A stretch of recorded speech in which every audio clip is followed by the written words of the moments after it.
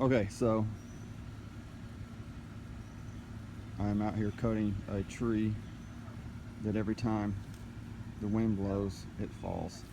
And so that's one of the branches that fell, and it damaged this tree right here, or in my backyard. And I just cut this right there. This laid it perfectly where I wanted it to go.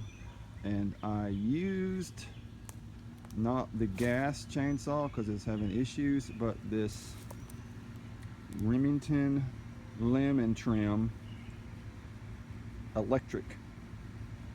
It didn't give me any issues. It cut like a champ. I was surprised. I was actually desperate. That's why I grabbed it. Remington limb trim. I don't even know what those numbers or the letters down there mean. I can't see that far. But yeah, if you're looking for a good electric chainsaw, grab a Remington. I was pleasantly surprised. That guy cut that guy right there. So be impressed and you be dead.